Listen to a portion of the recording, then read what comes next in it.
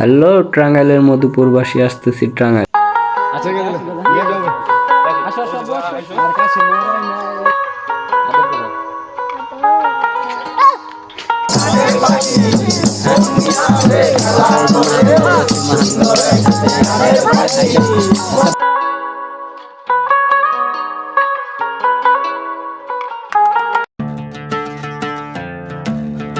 Hello বন্ধুরা, আশা করি সবাই ভালো আছেন। তো আজকে বরাবরের মতো বেরিয়ে পড়লাম মধুপুরের উদ্দেশ্যে। তো আজকে এখান থেকে মধুপুর যাব। তো আমি বর্তমানে এখন আছি গাজীপুর কোনাবাড়ি। তো কোনাবাড়ি থেকে একটি অটো নিয়ে চান্দুরা যাব। তো এখন অটোতে উঠে পড়লাম। অটোতে কোনাবাড়ি থেকে চান্দুরা ভাড়া নিবে 30 টাকা। তো বাইরে অনেক একটু রৌদ্র আছে, সকাল সকাল বের হয়েছি। এটা হচ্ছে গাজীপুরের মৌচাক। তো মৌচাকে একটু জ্যাম রয়েছে, রাস্তার পাশ দিয়ে আমাদের অটোটা ঢুকেছে। সাইডে ছোট ভাইরা আমাকে ভিডিও করা দেখে খুব আনন্দ পাচ্ছে। ওরা বললো যে ভাই আমি পরীক্ষা দিতে যাচ্ছি। আমি এখন চান্দুরার কাছাকাছি চলে এসেছি। সামনে চান্দুরা বাস স্ট্যান্ড যেটাকে বলে। গাজীপুর চান্দুরার পরিবেশটা কিন্তু আগের চেয়ে অনেক সুন্দর হয়েছে। তো ফাইনালি এখন চলে আসলাম চান্দুরা। এখন চান্দুরা ফ্লাইওভার থেকে আমি পার হয়ে রাস্তার ওপারে যাব, কারণ আমাকে টাঙ্গাইলের গাড়ি পেতে হলে রাস্তার ওপারে যেতে হবে। তার জন্য আমি এখন ফ্লাইওভার দিয়ে রাস্তার ওপারে যাব। ওপারে গিয়ে দেখব যে টাঙ্গাইলের গাড়ি কত ভাড়া চায়, কেমনি কি একটু দেখি। চলেন সবাই আমার সাথে আগাই। তো এটা হচ্ছে চান্দুরা ফ্লাইওভারে অনেক দৃশ্য, উপর থেকে ভালো দৃশ্য দেখা যায়। মানে পরিবেশটা খুব মোটামুটি সব মিলিয়ে ভালো লাগে। এই ঝঞ্ঝাতে যে আগে একটা জ্যামের ভোগান্তি পোহাতে হতো, সেই ভোগান্তিটা এখন আর পোহাতে হয় না। আসলে বলতে গেলে কি, পরিবেশটা অনেক সুন্দর হয়েছে, যা আপনারা নিজের চোখে দেখলে অবশ্য বুঝতে পারবেন। তো সবাইকে নিয়ে ভাবলাম যে যেহেতু একটা ট্যুর প্ল্যান করছি, সবাইকে নিয়ে একটু ঘুরি ফিরি, সবাইকে দেখাই কি অবস্থা। অনেক মানুষ আছে যারা এখনও প্রায় অনেক দিন আগে ঢাকাতে এসেছিল, চন্দ্রার পরিবেশ দেখেছিল, বা এখন কি পরিবেশ সেটা কিন্তু প্রায় অনেক লোকই জানে না, বা এখন সচরাচর ঢাকায় আসা হয় না। তার জন্য আর কি ভাবলাম যে সবাইকে একটু দেখাই। সব মিলিয়ে গাজীপুর চন্দ্রার পরিবেশটা আমার খুব ভালো লেগেছে। আশা করি আপনাদেরও খুব ভালো লাগবে। তো যদি কখনো ফ্রি সময় পান তাহলে চন্দ্রা গাজীপুরে এদিকে এসে ঘুরে যাবেন। তো অনেক মানুষেরই অনেক দরকারি কাজে আসতে হয়। তো সবাই এই পরিবেশটা দেখবেন, খুব ভালো লাগবে আশা করি। তো আমি এখান থেকে মূলত যাব হচ্ছে টাঙ্গাইল গারো পাহাড় দেখতে। ওখানে আমার এক ভাগিনা আছে, ও আমাকে রিসিভ করবে। আসলে এটা আমার নিজের এলাকা টাঙ্গাইল, কিন্তু ওই রকমভাবে আমার এলাকায় যাওয়া হয় না। তার জন্য ভাগনাকে বললাম যে ভাগনা তুমি আমাকে একটু এলাকাটা ঘুরে দেখাও, অনেক দিন ধরে এলাকায় যাই না, এলাকার ওরকম চিনি না। তো ভাগনা বললো আসো একদিন মামা ঘুরে আসি টাঙ্গাইলের গারো পাহাড় দিয়ে। পরে ভাবলাম যে চলো একদিন ফ্রি আছি, ঘুরে আসি। ওরা আমার ছেলে আছে, দাদুর বাড়িতে ঘুরতে গেছে। ভাবলাম যে এই সুযোগে ছেলেকে নিয়ে একদিন ঘুরে আসি। মূলত এটা হচ্ছে চন্দ্রা বাস স্ট্যান্ড। এখান থেকে আমরা টাঙ্গাইলের গাড়িতে উঠবো। দেখি টাঙ্গাইলের গাড়ি কোথায় পাওয়া যায়। সবাই আমার সাথে আসেন, একটু দেখেন কেমনি কি অবস্থা। যাবো হলো ঘাটাল। এই যে ঘাটাল যান না? ঘাটাল কত? ঘাটাল 200 দিয়ে। 150 দিয়ে। বেশি হয়ে যায় না? না। কোনটা বার? ঘাটাল 200 টাকা। না, বেশি হয়ে যায়। ওটা কি দিলাম? 100 টাকা। 100 টাকা 100 টাকা ভাড়া না ভাই। 120 টাকা হবে? 21 টা দিয়ে যান। আচ্ছা, এই যে গাড়ি মামা গাড়ি ভাড়া কত বললেন? 130 টাকা। ভাড়া 220 টাকা ভাই। ভাড়া 220 না? হ্যালো টাঙ্গাইলবাসী, আশা করি সবাই ভালো আছেন। আজকে আসতেছি আজকে টাঙ্গাইল নিয়ে ব্লগ করবো। আজকে সারা টাঙ্গাইল ঘুরে বেরিয়ে দেখবো। তো আপনাদেরকে সব কিছু দেখাবো, টাঙ্গাইলের কি অবস্থা, টাঙ্গাইলের প্রত্যেকটা শহর। এখন আমি গাড়িতে উঠে পড়েছি। তো পিছনের সিট নিলাম না, পিছনের সিট দিয়েছিল আমাকে, যেহেতু আমি ভিডিও করতে করতে যাব, তাই আমি পিছনের সিট নিই না। আমি সামনে একটা ড্রাইভারের পিছনে একদম সিট নিয়েছি। আমার পাশে একজন মুরব্বী আছে। তো মুরব্বীটা পাশেই বসছে, ওনার বাড়ি হচ্ছে টাঙ্গাইল নাগরপুর বলল। তো দেখি ওনার সাথে একটু কথা বলি, উনি কি বলে। তো ওনার কথাবার্তা বলে খুব ভালোই লাগলো। তো আমি মুরব্বির সাথে একটু কথা বললাম, মুরব্বি জিজ্ঞাসলাম যে আপনার বাসা কোথায়। উনি বললো টাঙ্গাইলে। বললাম যে টাঙ্গাইল কোথায় যাবেন? উনি বললো টাঙ্গাইল নাগরপুর যাবে, ওনার বাড়ি হচ্ছে টাঙ্গাইল নাগরপুর। তো তো ওনাকে আমি আরো অনেক বিষয় জিজ্ঞাসা করলাম যে টাঙ্গাইল কোথায় কোথায় ভালো ঘোরার জায়গা আছে। তুমি সে আমাকে বললো যে টাঙ্গাইল ঘোরার জায়গা আছে না, দেলদুয়ার আছে, জমিদার বাড়ি আছে, ওখানে ঘোরার অনেক ভালো জায়গা আছে। তো কাকার বাপসাবে মনে হলো যে কাকা বাউল গানের ভক্ত, তো জিগাইলাম কাকা কি বাউল গানের ভক্ত না। এখন আমি টাঙ্গাইল বাইপাস চলে আসছি, এটা হচ্ছে টাঙ্গাইলের বাইপাস। তো এখান থেকে আরো মেবি আমার 40 কিলো যাইতে হবে, সেটা হচ্ছে মধুপুর গারো পাহাড়। এখন চলে আসলাম এলেঙ্গা। এলেঙ্গা থেকে আরো 25 কিলো রাস্তা আমাকে যেতে হবে মধুপুর। তো আসলে আর অনেক গাড়ি আসতেছে, তো এটা উপরের ম্যাপটা আপনাদের দেখানোর জন্য একটু উপরের দিকে ভিডিওটা করলাম। এখন আবার চলে আসলাম ঘাটাল রেস্টুরেন্টে একটু বসলাম, কারণ আমি সকালে খুব ভোরে বের হয়েছি, খাওয়া দাওয়া তেমন হয় নাই কা। তো ভাবলাম যে একটু ঘাটাল বাস স্ট্যান্ডে নাইমা কোনো রেস্টুরেন্টে বসে একটু হালকা খাওয়া দাওয়া করি। তো দেখি খাওয়া দাওয়ার জন্য কি আছে। তো মামা এখানে কি আছে একটু আমাকে দেখান তো। তো মামাকে বললাম, যে মামা বললো যে মোরগ পোলাও আছে। তো মামাকে জিগাইলাম যে মামা মোরগ পোলাও কত, একটু দেখি মোরগ পোলাও কেমন। তো মামা বললো যে মামা মোরগ পোলাও 160 টাকা। পরে বললাম যে আচ্ছা 160 টাকা যেহেতু, তাহলে আমাকে একটা মোরগ পোলাও দাও, খাই কীরকম লাগে। এটা হচ্ছে মোরগ পোলাও খাওয়া শেষ করলাম। এটা হচ্ছে ঘাটাল ক্যান্টনমেন্ট। তো আমি এখন ঘাটাল ক্যান্টনমেন্ট আসলাম। ঘাটাল ক্যান্টনমেন্ট থেকে আমার সামনে আমাদের বাড়ি হচ্ছে ঘাটাল পাকুটিয়া। তো পাকুটিয়া নামবো, নামার পরে আমার বাইকনা ও আমার ছেলে আমার জন্য অপেক্ষা করতেছে, তাদেরকে নিয়ে মূলত একটু আমার ছেলে গুলাম মাহাদি আর হচ্ছে আমার বাইকনা রাফি।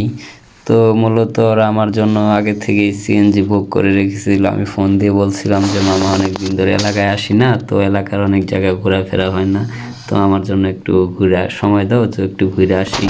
এদিকে ছেলেও বাড়িতে গেছিলো, ভাবলাম যে ছেলেকেও নিয়ে একটু ঘুরে আসি।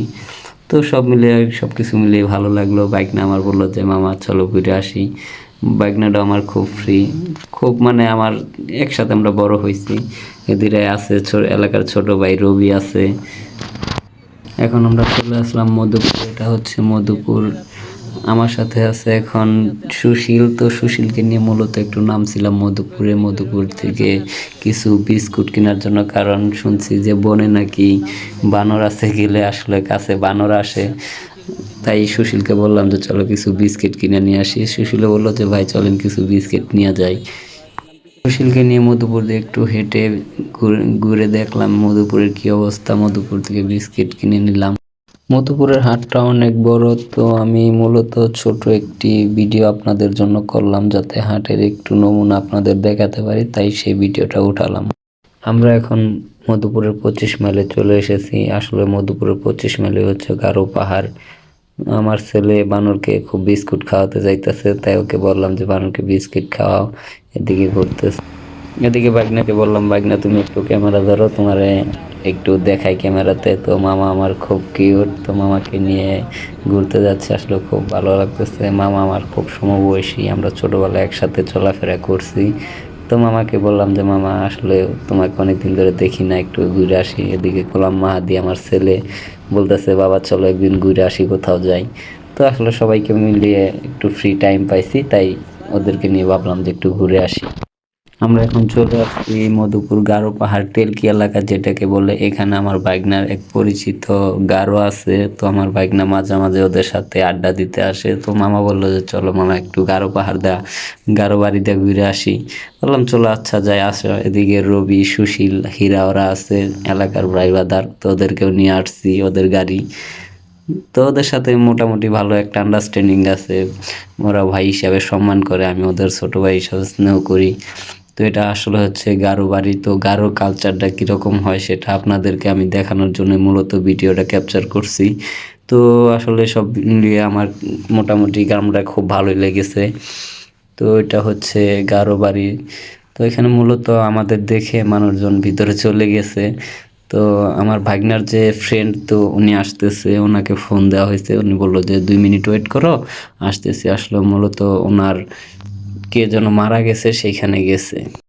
তো অনেক কথাবার্তাই বললাম ওনার সাথে, উনি বললো যে ওনার কে যেন মারা গেছে, তাই আমাদের সাথে আজকে সময় দিতে পারতেছে না। আমার ভাগনাকে বললো, পরে বললাম সমস্যা নাই আজকে যাই, দেখা যাক কোন পর্যন্ত যাওয়া যায়। তো মোটামুটি এদিকে অনেক আগে আসছিলাম 2017 সালে। এদিকে আমার ছেলে বলতেছে বাবা দাও আমি একটু ব্লগিং করি। পরে বললাম আচ্ছা তুমি একটু ব্লগিং করো, দেখো কিভাবে কি বলা যায়।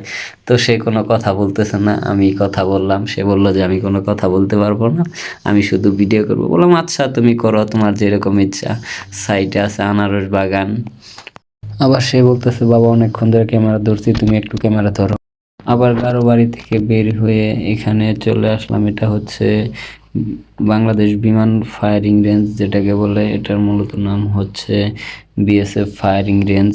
এখানে বিমান ঘাঁটি বলা হয় মধুপুরে। তো এখানে বিভিন্ন রকমের দেখা যায় যে জেট প্লেনগুলো আছে ওগুলা ল্যান্ড করে, তারপরে বিভিন্ন আর্মি বিএসএফ এর যে হেলিকপ্টারগুলো আছে এগুলা এখানে ল্যান্ড করে। তো আমার ছেলে তো উনি তো মাশাল্লাহ উনি ফাঁকা মাঠ পেয়ে হুড়াদারা দৌড়াচ্ছে। তো মূলত সে খুব কিউট আমার কাছে মনে হয়। সে সবসময় একটু দুষ্টামির মধ্যে থাকে, সারাক্ষণ লাফালাফি সব ওনার মধ্যে আর রয়েছে। খোলা মাঠ পেয়ে ওনার মনটা খুব ভালো হয়ে গেছে। এদিকে উনি আবার দৌড়াদৌড়ি পারতেছে। এদিকে এটা হচ্ছে বিএসএফ ফায়ারিং রেঞ্জ বিল্ডিং, এখানে অনেক বিএসএফ এর লোক রয়েছে। তো আমার ভাইগনা আর হচ্ছে আমার ছেলে, ওরা দুজন হচ্ছে মামাতো ফুফাতো ভাই, ওরা দুইজনে খুব মজা করতেছে। ওকে বলতে গেলে যে মামাতো ফুফাতো ভাই দুজন যেরকম করে ওইরকম ওরা করতেছে। এখন আবার আমরা এখান থেকে অটোতে সিএনজিটা আমাদের নিয়ে যাবে হলো মধুপুর দুখলার এদিকে, যেটাকে বলে দুখলা রেঞ্জ। তো ওই দুখলা রেঞ্জে ঢুকে আমরা ওখানে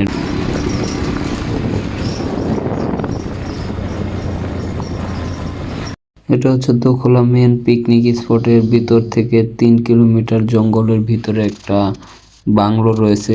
যে বাংলোর মাঝখানে মানে একটা ছোট বাড়ি রয়েছে, সেইখানে আর কি কয়েকজন মানুষ থাকে যেগুলো বন্যপ্রাণীগুলোকে দেখাশোনা করে।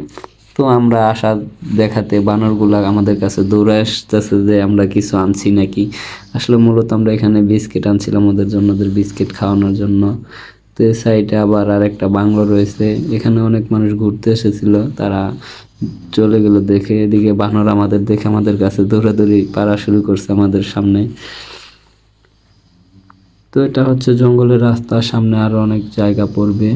তো মূলত আমরা এখানে মেন পিকনিক স্পটে চলে এসেছি। তো এখানে থেকে দেখবো যে কোথায় বানর আছে, আবার শুনছিলাম হরিণ আছে। তো আমার ছেলেকে বললাম চলো যাই দেখি কোথায় হরিণ আছে। তো ডিরেকশন অনুযায়ী তো সামনে দেখলাম যে নাকি ওখানে হরিণ দেখা যায়। তো সামনে যাই দেখি কি অবস্থা, হরিণ দেখা যায় নাকি। তো আসলে জঙ্গলের ভিতরে একটু ভয় ভয় লাগতেছে। এটা হচ্ছে লোহারিয়া হরিণ প্রজনন কেন্দ্র যেটাকে বলে। আমাদের দেখে একটা বানর খুব দূরে আসলো, দেখি আমার ছেলে বানরকে বিস্কিট খাওয়াইতেছে। খাওয়া ও তাকে আবার বানরের খামচি মারছে, উনি আর বানরকে আদর দিতে গেছে। আমার ছেলে তো বানরের উপর সেই খেপা, উনি আর বলতেছে বানরকে বিস্কিট খাওয়াবে না। তো সব মিলিয়ে দেখলাম অনেক ভালো। একটু ক্যামেরাটা জুম করি, জুম করলে ওই যে হরিণ দেখা যাচ্ছে। তো আসলে একটা হরিণ দেখতে পেলাম, ক্যামেরাটা জুম করে আপনাদের দেখাইছি যা। তো সব মিলে দেখতে গেলে খুব একদিকে এসে খুব ভালোই লাগলো, যেহেতু নিজের এলাকা অনেক দিন আসি নাইকা। অনেক দিন বলতে দীর্ঘ 7 বছর পর এই এলাকায় এদিকে ঢুকছিলাম। তো আবার সিএনজি নিয়ে বেরিয়ে পড়লাম আরেক স্পটে যাওয়ার জন্য। তো মধুপুর দুখলা রেঞ্জের ভিতরে 3-4টা স্পট রয়েছে। তো আপনারা যদি আসেন তো ওইভাবে সিএনজি গুলা ভাড়া করে বা ওইভাবে মিটিয়ে আসবেন যে কোথায় কোথায় যাবেন। তো আমরা আসলে সিএনজিটা নিয়েছিলাম এলাকার এক ছোট বাইরে। পরে ওরে বললাম যে চল তাই ঘুরে আসি। উনি বললো যে ভাই ভাড়া দেওয়া লাগবে না, ভাড়া আপনি যা দেন তাই হবে। পরে বললাম আচ্ছা চল যাই। পরে জঙ্গলের মাঝখান দিয়ে ওরে নিয়ে আসলাম, বিভিন্ন স্পটে গেলাম। যে এই মতে এখন পর্যন্ত 2টা স্পটে যাওয়া হয়েছে ওরে নিয়ে। তো আশা করি আরো 2টা স্পটে যাব। বললো যে ভাই চলেন যাই। এদিকে আমার ছেলে তো খুব খুশি মাশাল্লাহ। উনি তো জঙ্গলের ভিতরে এসে দেখলো যে খুব ভালো একটা পরিবেশ, এরকম পরিবেশ কখনো সে দেখে নাইকা। এটা হচ্ছে দোখলার মূলত মেন যে পিকনিক স্পটটা, বিভিন্ন গাড়ি ঘোড়া আসলে আপাতত এখানেই ওনাদের রাখতে হয় এবং রান্না বান্নার সিস্টেম এখানেই রয়েছে। তো তো আমি একটু নেমে ঘুরে ঘুরে দেখলাম কি অবস্থা। এখানে পাশে একটা দল আসছে, ওনারা আইসা গান গাওয়া শুরু করছে, গান বাজনা শুরু করছে। তো ওনাদের গানগুলা শুনে খুব ভালোই লাগলো। তো আমার ছেলে ওদিকে দাঁড়ায় ওনাদের গান শুনলো, একটু পরে বললো, আমার ছেলে বললো যে বাবা চলো একটু ওদিকে যাই ঘুরে আসি। পরে বললাম যে চলো যাই একটু ওদিকে ঘুরে আসি। এদিকে ওনাদের গানগুলা শুনলাম, একটু ভালোই লাগলো। আসলে ওনারা হয়। তো আজকে পর্যন্তই, সবাই ভালো থাকবেন। এখন আমরা চলে যাচ্ছি আমাদের বাড়ির উদ্দেশ্যে।